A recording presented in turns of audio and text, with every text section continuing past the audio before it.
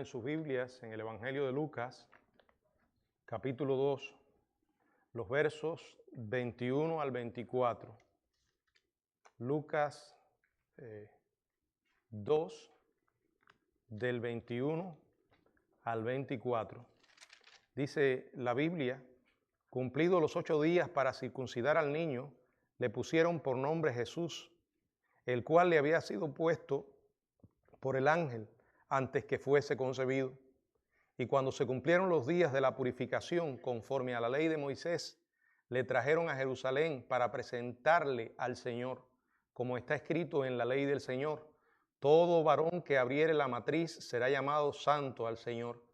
Y para ofrecer, conforme a lo que se dice en la ley del Señor, un par de tórtolas o 2 palominos. Padre, te agradecemos tu palabra. Gracias porque en ella tú nos revelas las verdades que necesitamos conocer para encontrarte y para crecer en ti, Señor.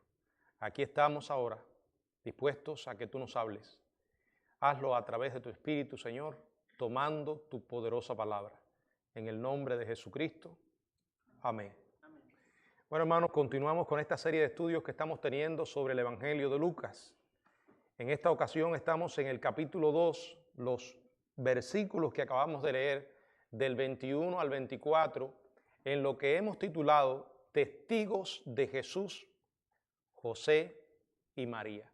Bueno, un testigo será tan confiable como sea su vida, su integridad, su justicia. Si es una persona que ha demostrado que su andar es íntegro, que su palabra es confiable, a la hora de ser un testigo, su testimonio tendrá mucha más validez que cualquier otro testimonio. Y un principio básico de la jurisprudencia es aquel de que se requiere el testimonio de una persona sea confirmado por varios testigos. Específicamente, en la palabra de Dios, en la ley mosaica, se enseñaba lo siguiente. En el libro de Deuteronomio, en el capítulo 19, en el verso 15, dice la Biblia: no se tomará en cuenta a un solo testigo contra ninguno, en cualquier delito, ni en cualquier pecado, en relación con cualquier ofensa cometida. Solo por el testimonio de 2 o 3 testigos se mantendrá la acusación. O sea, en este caso, para culpar a un hombre de un crimen, era necesario más de un testigo. En el capítulo 17 también, del mismo libro de Deuteronomio, en el verso 6, dice: por dicho de 2 o 3 testigos morirá el que hubiere de morir. No morirá por el dicho de un solo testigo. Aquí está hablando de la ejecución contra el idólatra. Y según la ley, no se podía esta efectuar basado simplemente en un solo testimonio de alguien que escuchó o vio algo. Tenía que haber por lo menos 2 testigos válidos en el caso de la persona acusada. Bueno, luego en el Nuevo Testamento, el Señor Jesucristo, hablando del procedimiento para llevar adelante la disciplina en la iglesia, en el cuerpo de Cristo, Él menciona en Mateo capítulo 18, verso 16, dice: mas si no te oyere, después que tú vas y hablas con un hermano que pecó contra ti y le reprende estando tú y él solo, si no te oyere, si te oyere has ganado a tu hermano, pero si no, da el siguiente paso. Si no te oyere, toma a 1 o 2 para que en boca de 2 o 3 testigos conste toda palabra. Y luego en la segunda carta a los Corintios, en el capítulo 13, en el verso 1, la palabra de Dios dice: esta es la tercera vez que voy a vosotros, por boca de 2 o 3 testigos se decidirá todo asunto. O sea, era necesario el testimonio de más de una persona, en este caso, 2. En su evangelio, Lucas ha estado testificando de cómo Jesucristo nació y siendo el Hijo de Dios, era además el Mesías que Israel había estado esperando durante mucho tiempo, que había sido concebido por medio del Espíritu Santo en una joven virgen. Lucas también confirma y enseña que Él es Dios en carne humana, que Él es el Salvador que vendría al mundo para redimirle de sus pecados. Ahora, todas estas afirmaciones son realmente asombrosas, ¿verdad? En las que para aceptarlas tiene que entrar la fe. Tal como dice la Biblia en Hebreos 11, sin fe es imposible agradar a Dios. Ahora, aunque se ejerce la fe y aunque son asombrosas afirmaciones sin precedentes, estas vinieron con verificaciones, vinieron confirmadas por testigos que corroboraron las verdades que Lucas revela por inspiración en su evangelio. Pero no eran testigos cualquiera. Como dije al principio, eran testigos creíbles, confiables. Eran hombres y mujeres justos, como lo llama la Biblia. Hombres y mujeres de Dios. Quiere decir que lo que ellos confirmaron, lo que ellos declararon es confiable, es confiable. Ahora, los justos eran un pequeño remanente en Israel, en un Israel rebelde, marcado mayormente por la incredulidad y la religiosidad vacía. Lucas ya había presentado a algunos de estos justos, algunos de estos del pequeño remanente, Zacarías, Elizabeth, José y María, aquellos pastores que además recibieron el nacimiento, el anuncio del nacimiento de Jesús, como vimos en el estudio anterior. Y en esta sección, desde el verso 21 hasta el verso 38, Lucas llama a 4 miembros de ese remanente justos. Los llama como testigos, los llama como confirmación de la verdadera identidad y misión de Jesús. Estos son José y María, Simeón y Ana. En el estudio de hoy vamos a ver a José y María y después veremos a Simeón y Ana. El lugar de la mayor parte del pasaje, el lugar donde se desarrolla, es en el templo. Y está presentando los rituales prescritos por la ley mosaica. Y nos va a llamar la atención cuánta importancia tenía para José y María esta ley. Ese espíritu sensible a la voluntad de Dios está revelando quiénes eran ellos en realidad. Quiénes eran estas 2 personas escogidas por Dios para esta responsabilidad tan gloriosa. No se trata de lo que ellos dijeron, no se trata de lo que otros podrían expresar, se trata de lo que sus propias vidas demostraron, la prioridad que daban en ella a la ley de Dios, podríamos decir a la palabra de Dios. Nosotros no podemos decir que Dios significa para nosotros lo principal si en nuestras decisiones, en nuestra escala de valores, Dios está ausente o no ocupa el lugar que decimos que tiene. O sea, la obediencia es la expresión de cuánto usted y yo amamos realmente a Dios. Y la importancia que damos a la voluntad de Dios revelada en su palabra, revela además cuán genuino es nuestro amor por el Señor. Oportunamente, Los primeros en llamados a ser testigos de Jesús fueron sus propios padres humanos, José y María. Bueno, José era un hombre justo, lo dice la Biblia. Si le recordamos lo que en Mateo 1, 19 lo dice, y José como era justo. La justicia de María también es evidente. Ella declara en Lucas, en el capítulo 1, verso 47, y mi espíritu se regocija en Dios, mi Salvador. Dios era su Salvador. María era una pecadora también. Sí, la madre de Jesús.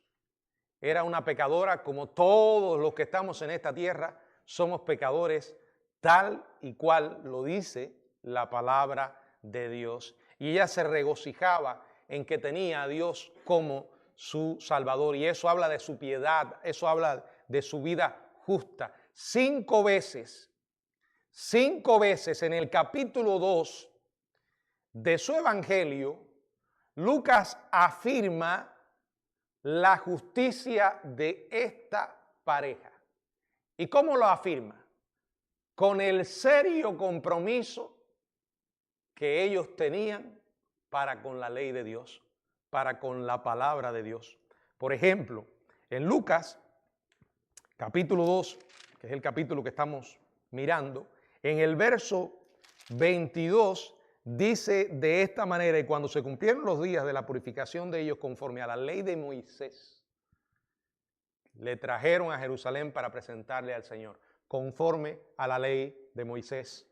Verso 23, como está escrito en la ley del Señor, todo varón que abriere la matriz será llamado santo al Señor. O sea, estaban obedeciendo la ley del Señor. Verso 24, y para ofrecer conforme a lo que se dice en la ley del Señor, un par de tórtolas o 2 palominos. Nuevamente la ley del Señor. Verso 27, y movido por el Espíritu vino al templo, y cuando los padres del niño Jesús lo trajeron al templo para hacer por él conforme al rito de la ley.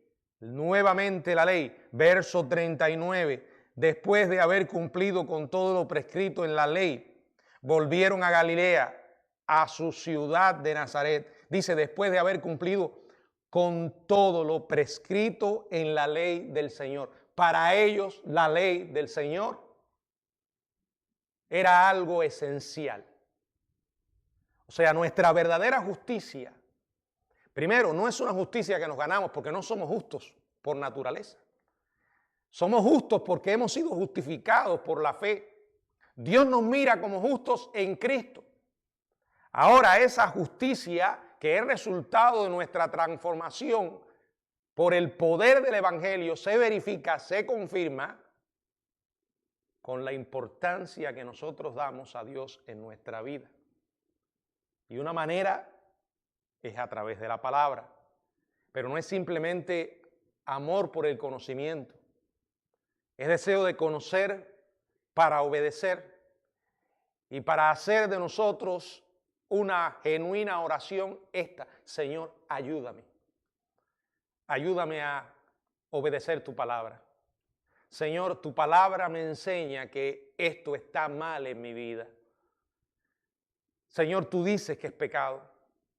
Y yo lo confieso al reconocer que es pecado y que estoy practicándolo.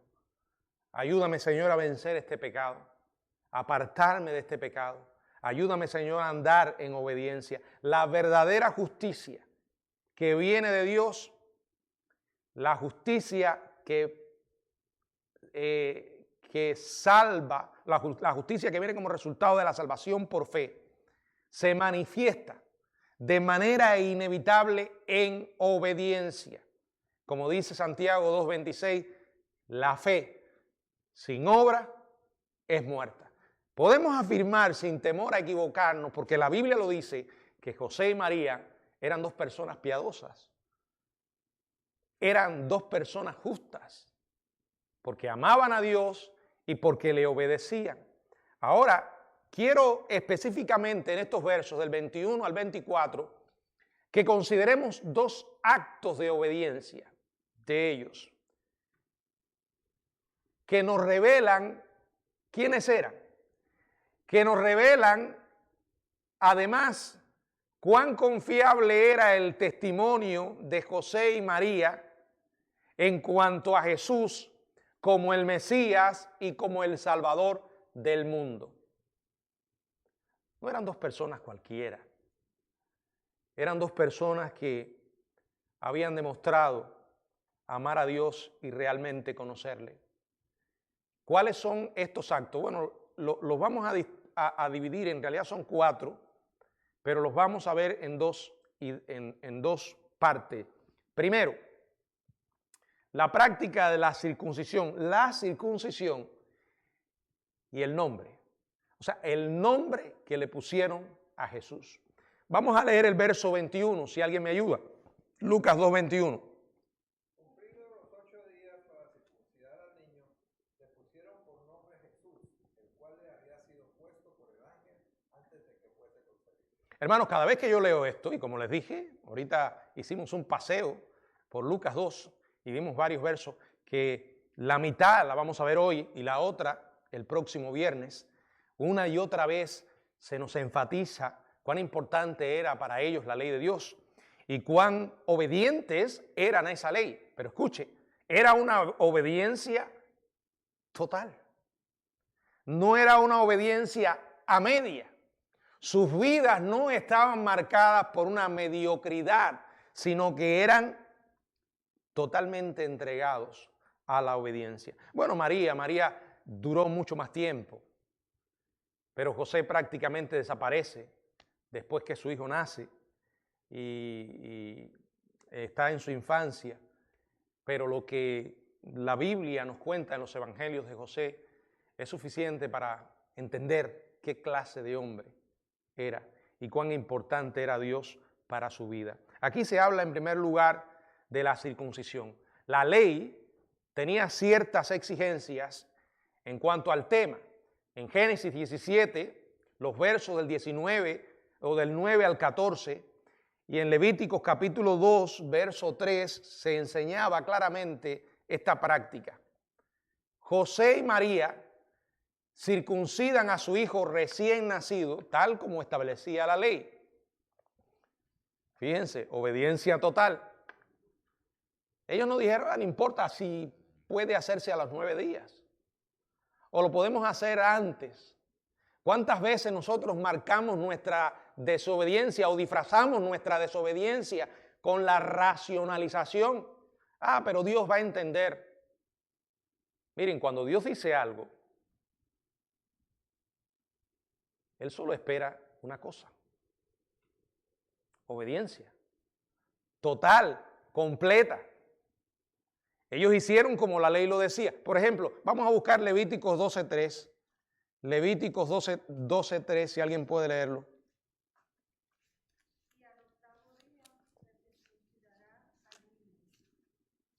Claramente. Y al octavo día. Génesis, no lo voy a leer porque es un pasaje más largo. 17 también lo estipula. Los detalles de cómo se practicaba esta circuncisión y cuándo se practicaba están bien claros en la Biblia. O sea, lo que tú y yo necesitamos conocer para crecer en Dios y vivir para su gloria, créanme, hermano, está bien claro en la Biblia.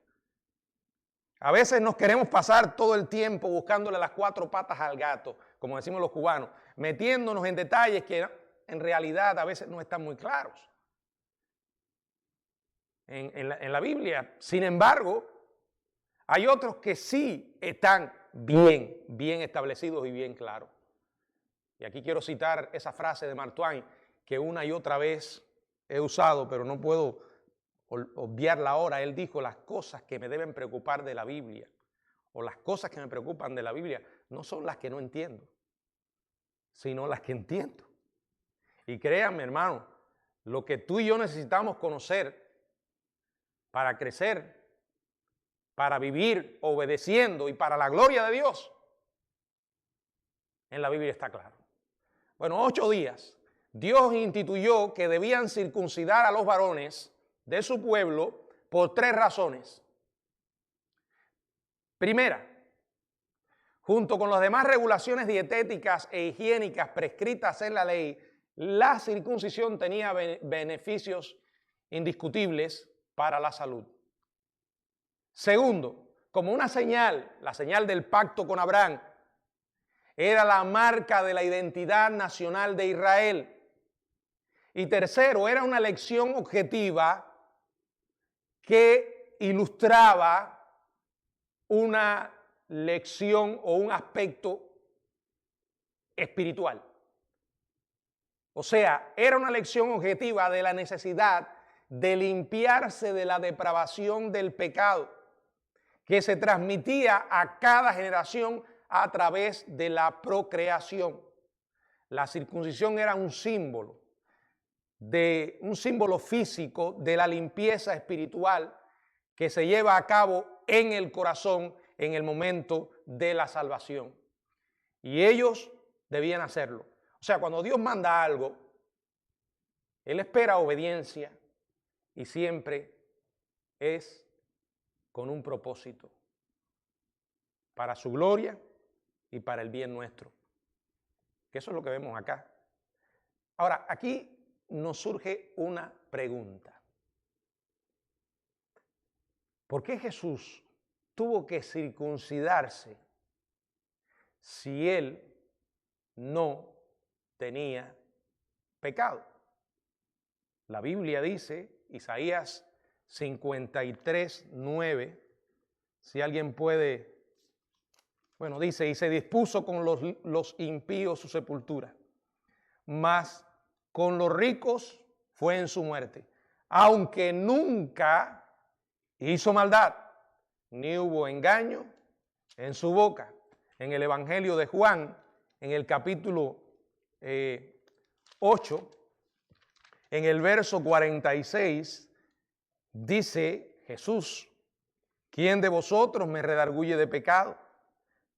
O sea, el único que podía hacer esta pregunta era Jesús. También dice la palabra, al que no conoció pecado, segundo a los Corintios 5:21. Hebreos 4:15, nuevamente, nos dice acerca de Jesús, porque no tenemos un sumo sacerdote que no pueda compadecerse de nuestras debilidades, sino uno que fue tentado en todo según nuestra semejanza, pero ¿qué? Sin pecado. Una y otra vez la Biblia establece claramente la impecabilidad de Jesús. Ahora, ¿por qué entonces tuvo que circuncidarse si no necesitaba limpiar su corazón? Bueno, la respuesta se encuentra en entender que Él vino, en primer lugar, a cumplir la ley. En las palabras del apóstol Pablo, dice en Gálatas capítulo 4, verso 4, que Jesús fue nacido de mujer y nacido bajo la ley. Al igual que cuando Jesús se fue a bautizar, la circuncisión sirvió, como dice Mateo 3:15, para cumplir toda justicia. Además, dice la Biblia en el Salmo 40, palabras del rey David que fueron una realidad en la vida de Jesús. Salmo 40, verso 8, el hacer tu voluntad, Dios mío, me ha agradado y tu ley está en medio de mi corazón. Él vino a cumplir la ley, algo que nosotros no podíamos hacer.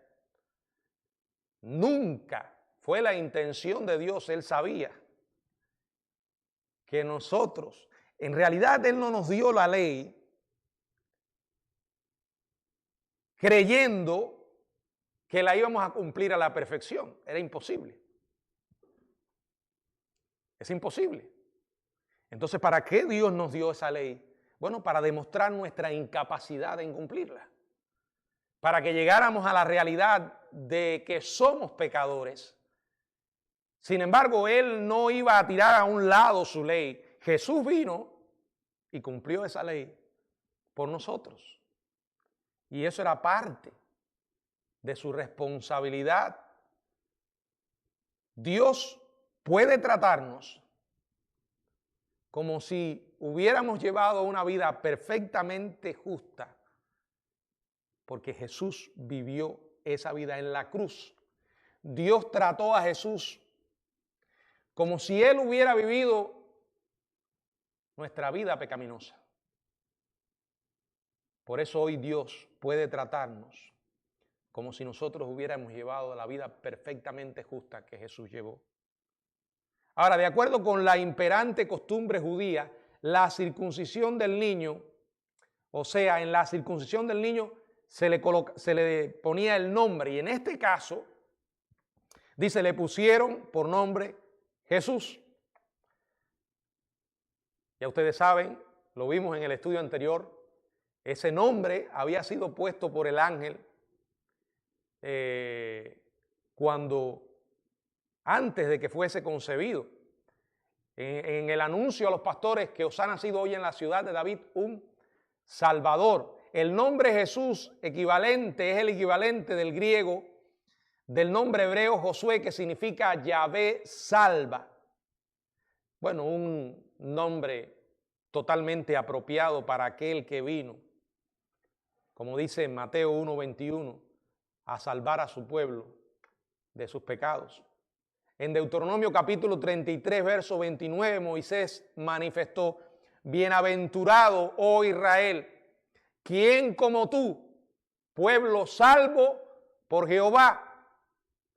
David se refiere a Dios como, en el primer libro de Crónicas, capítulo 16, verso 35, se refiere a Dios como Dios salvación nuestra.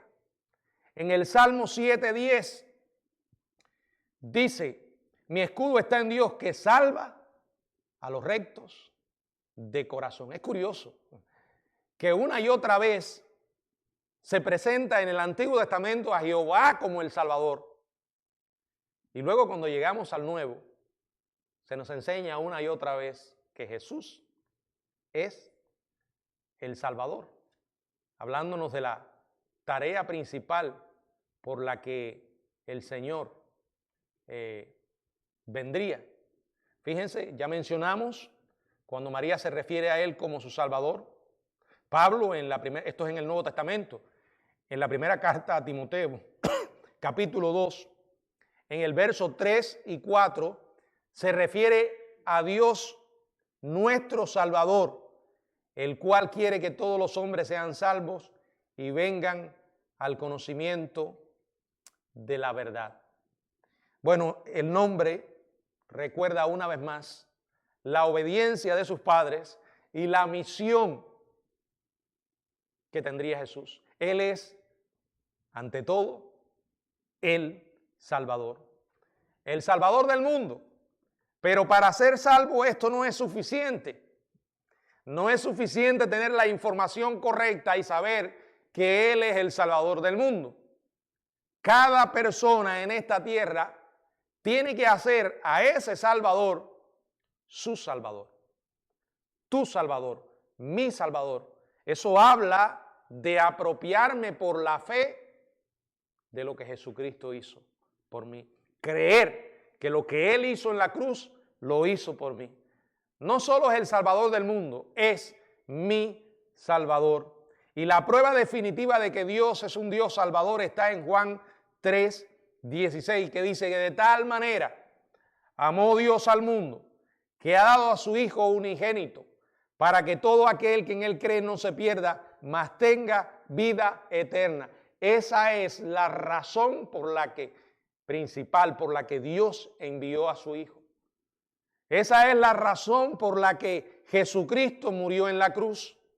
Ese es el mensaje que el mundo necesita escuchar y que tú y yo somos los medios para proclamarlo.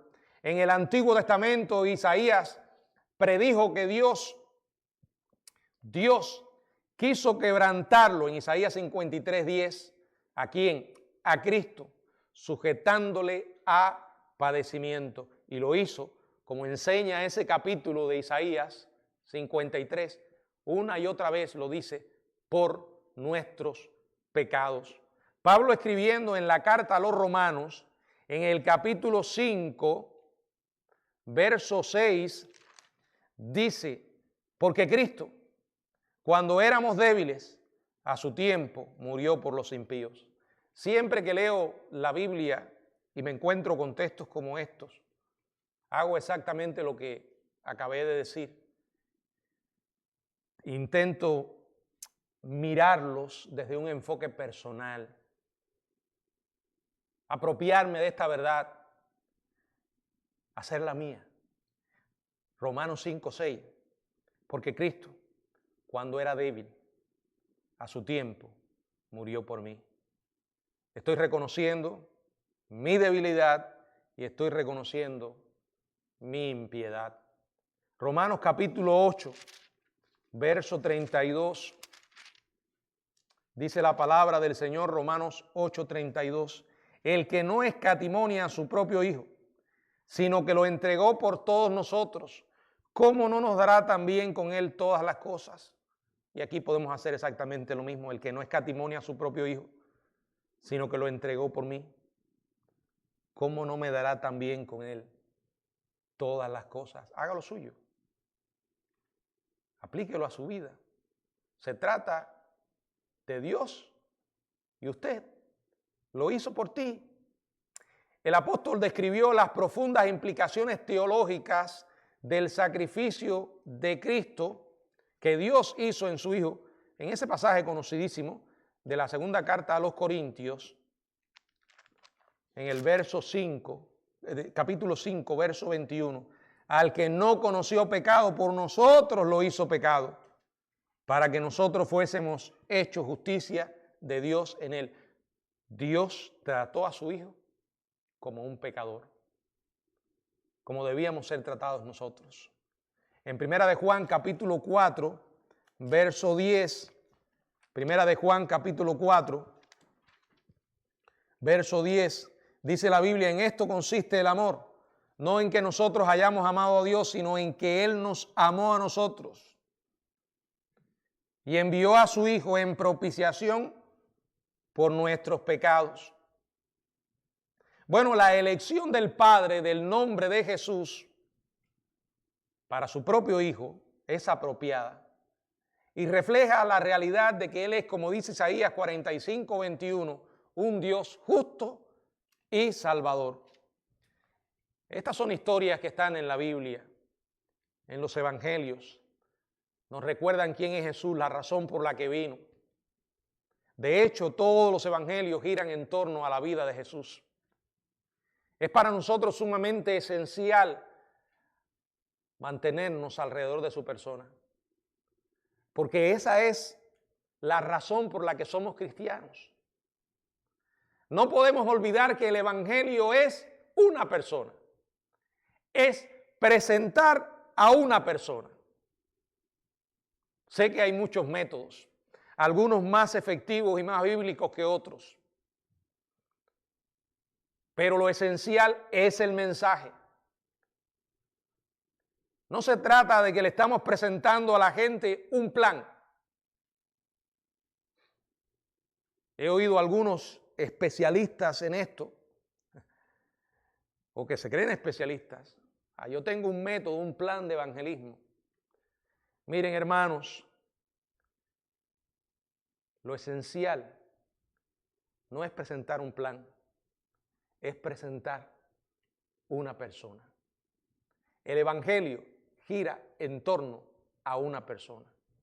Y esa persona es Jesucristo. Si usted no le habla de Jesucristo a alguien y no le dice por qué tuvo que venir, quién le envió y por qué le envió, Dios santo y justo, su Hijo, hombre y Dios, fue crucificado, fue sepultado, resucitó al tercer día. Si usted no le dice eso a alguien y no termina su presentación llamándole al arrepentimiento y a la fe, usted no ha presentado el evangelio.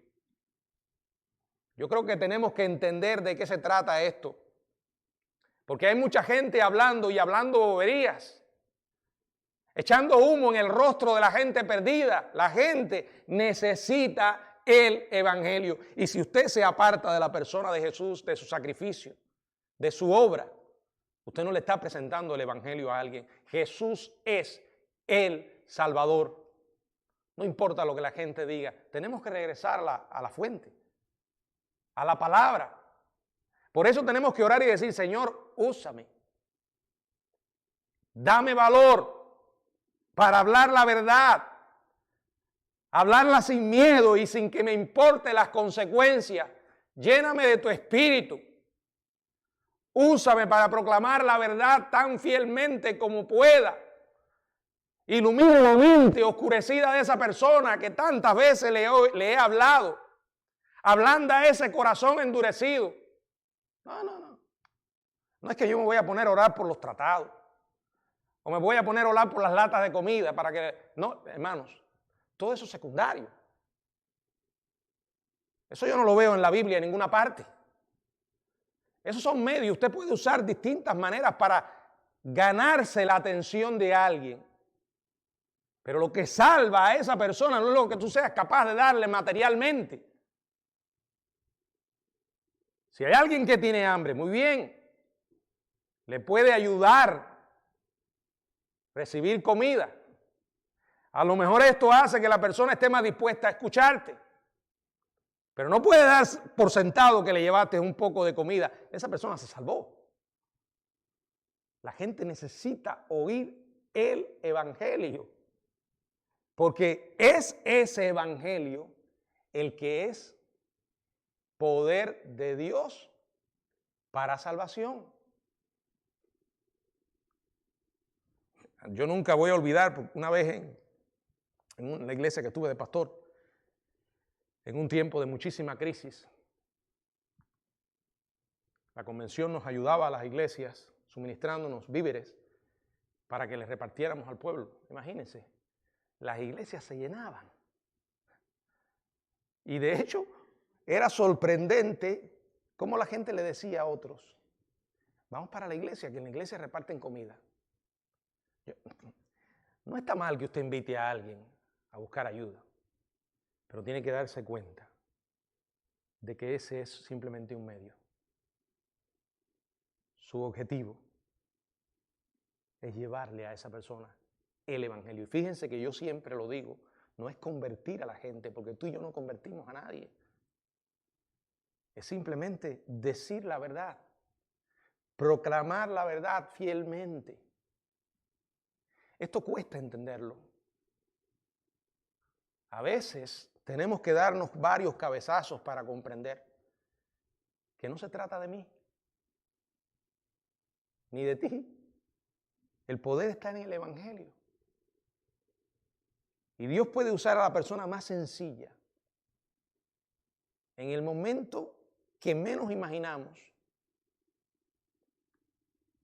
para llevarle el evangelio a alguien y que esa persona se entregue a Cristo. Pero si no hablamos, y si no hablamos correctamente, y me refiero a entregar el mensaje, no podemos esperar que la gente se convierta. La segunda idea que quiero compartir y que reafirma una vez más la obediencia y la fidelidad de José y María, en este caso María, bueno, también José, pero vamos a leer los versos del 22 al 24, si alguien me ayuda.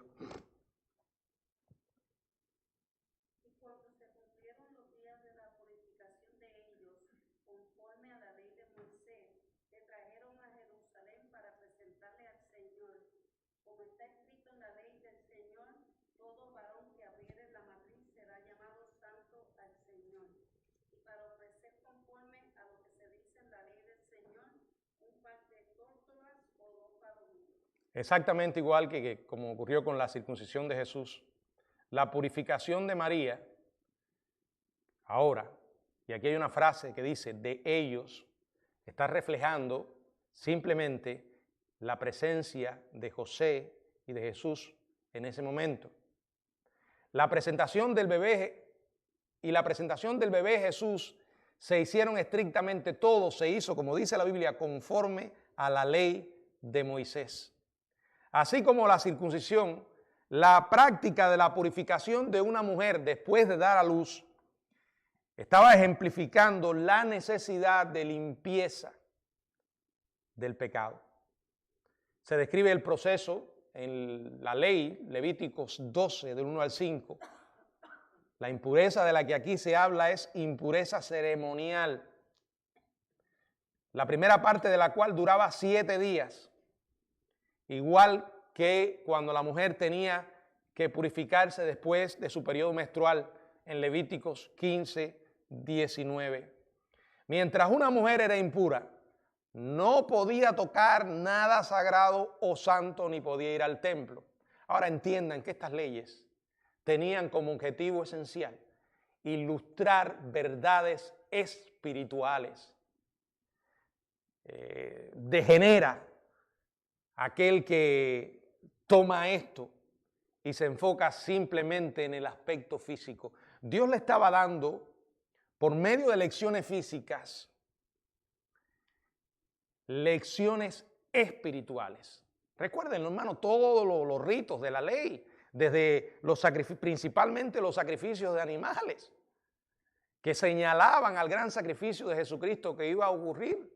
Luego el Señor Jesucristo enfatiza en el Nuevo Testamento, cuando tiene que encontrarse con los escribas y fariseos hipócritas, que el problema no era la observancia externa de la ley. Ellos estaban mirando, mira, tus discípulos no se lavan las manos, comen sin las manos lavadas. No estaban ellos preocupados por una cuestión higiénica, sino una cuestión ritual, legalista. Como no habían guardado la observancia de sus ritos, que tenían que practicarse hasta el cansancio, distintos tipos de lavamiento. Pero el objetivo es la verdad que transmitían. Pero ellos eran obedientes a esa ley. Cuando se cumplieron los días de la purificación de María, se le permitió otra vez entrar al templo. Trajeron a Jesús para presentarle al Señor. Aunque esto no se tenía que hacer en Jerusalén o en el templo, la ley del Señor, dada a través de Moisés, declara que todo varón que abriere la matriz será llamado santo al Señor. Ahora, al apartar el primogénito, no era para el servicio sacerdotal, porque los sacerdotes venían únicamente de la tribu de Leví. Entonces, ¿qué estaban haciendo José y María? Ellos no estaban presentando a Jesús para el servicio sacerdotal, sino que estaban dedicando la vida del niño a Dios. Los levitas tomaron el lugar del primogénito del resto de las tribus al estar dedicados ellos al servicio de Dios. Pero las demás tribus, a cambio de ser eximidos de ese deber sacerdotal, debían pagar un precio por la redención, un precio de redención por el primogénito de las demás tribus. En Números 18, vamos a leerlo, 15 y 16, se explica en qué consistía ese precio. Si alguien puede leerlo. Números 15, 18, 15 y 16.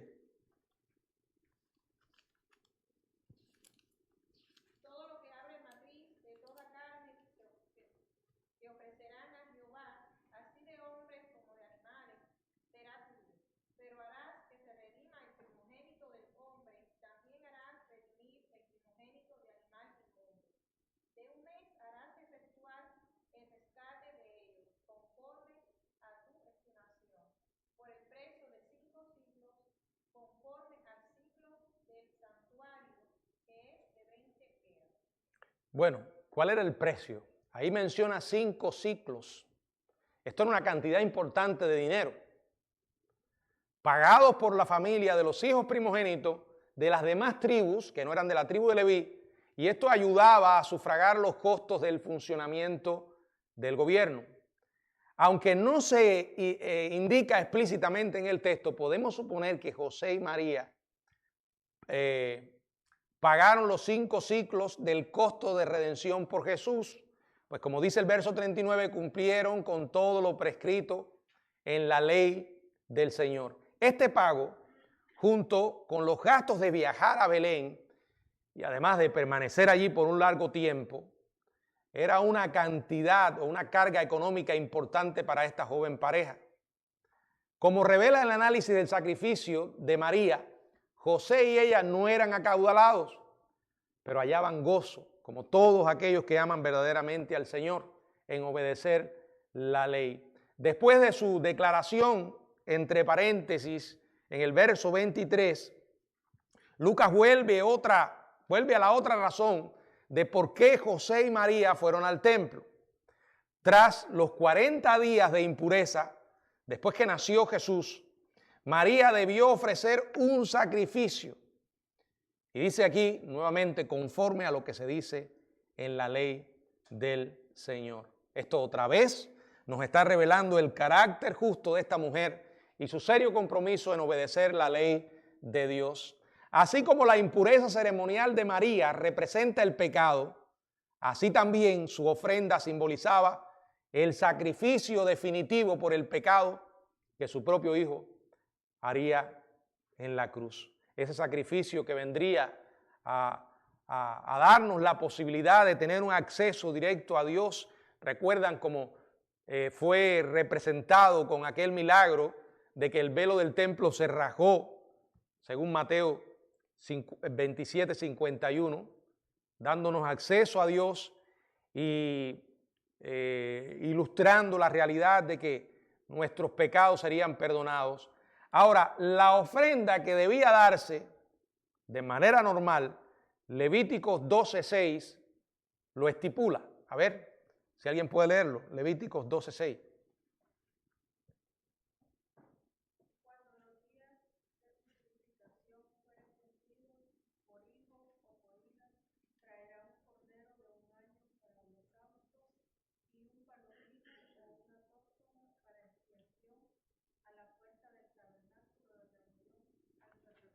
Ahora, aquellos cuyos medios no eran suficientes para poder dar un cordero de un año, tenían otra alternativa. En ese mismo capítulo de Levíticos, en el verso 8, Levíticos 12:8. Y si no tienen lo suficiente para un cordero, tomará entonces 2 tórtolas o 2 palominos, uno para holocausto y otro para expiación. Y el sacerdote hará expiación por ellos y será limpio. En otras palabras, que si eran pobres, podían dar un palomino y una tórtola para expiación. Ahora, si eran extremadamente pobres, se podía todavía ofrecer una ofrenda de harina. El hecho de que María y José ofrecieran un par de tórtolas o 2 palominos es una evidencia a favor de que no eran gente rica, eran pobres. También indica que aún no habían recibido la visita de los magos, que trajeron aquellos valiosos regalos, ¿se acuerdan? Ahora, que María ofreciera una ofrenda por el pecado, una vez más, nos confirma lo que ella había dicho en Lucas 1:47. Mi alma se regocija en Dios, mi Salvador. Mi Salvador. Hermanos, en todo este pasaje vemos obediencia. Obediencia de José y María a la ley de Dios. Esto resplandece en este pasaje del nacimiento de Cristo. Qué maravilloso sería que también en nuestras propias vidas resplandeciera la obediencia. De alguna manera hoy hablamos más que lo que obedecemos. Pero Dios nos mira. Y no lo que nosotros mostramos externamente, sino lo que hay en nuestro corazón. Él sabe cuán importante es Él en realidad en nuestras vidas. Porque decimos, Señor, Señor, te amo. ¿Por qué me dices, me amas y no me obedeces? Por ejemplo, ponerle al niño el nombre de Jesús en obediencia a la orden del ángel, presentarlo en el templo, pagar la cuota requerida por un hijo primogénito, el escrupuloso cumplimiento de María con toda la ley de purificación. Esto demuestra que ellos, al igual que Zacarías y Elizabeth, ambos eran justos delante de Dios y andaban irreprensibles en todos los mandamientos y ordenanzas del Señor. Bueno, tal justicia válida o valida la confirmación de ellos en cuanto al testimonio de su Hijo, el Señor Jesucristo. Hermanos, las personas que se nos revelan en la Biblia, en este caso, no eran falsantes, no eran mentirosos, eran personas de integridad. Y sus vidas resplandecen en medio de aquella oscuridad en la que Jesús vino. Hoy seguimos viviendo en un mundo oscuro. Es más, cada vez más oscuro. Porque nunca es más oscuro que cuando está cerca el amanecer. Y estamos en la noche oscura antes del regreso de Jesucristo. Lo vemos todos los días. En las cosas que ocurren lejos de nosotros, cerca de nosotros y a veces hasta dentro de nosotros. Hay una maldad porque hay pecado. La Biblia nos advirtió, Jesús lo dijo en Mateo 24, por multiplicarse la maldad del amor de muchos se enfriaría. Estamos así. Ahora, es en medio de este tiempo que Jesús dijo, ustedes son luz y sal del mundo. Hermanos, Dios no está esperando que nosotros vivamos una vida perfecta porque Él sabe que no la podemos vivir. No de este lado, no aquí, no ahora. Pero sí una vida de obediencia. Una vida de integridad, sin motivos ocultos, sin hipocresía. Un día nos veremos cara a cara con Él. Aquellos que le amamos y que somos sus hijos, un día compareceremos ante el tribunal de Cristo. Aquellos que mueren sin el Señor, la Biblia habla de que tendrán un juicio ante el gran trono blanco. La realidad es que todo ser humano en esta tierra un día se va a encontrar con Dios. Al final ya todo se va a reducir a eso. Yo y Dios. No habrán otros. No habrán excusas. Cuán importante es para nosotros realmente el Señor. Cuán realmente verdadero es mi amor por Él. Solo hay una manera de demostrarlo, hermano. Es la obediencia. Que lo que a Dios le importa, a mí me importe. Que lo que Dios ama, necesite amarlo. Y que lo que Dios aborrece, también yo lo aborrezca.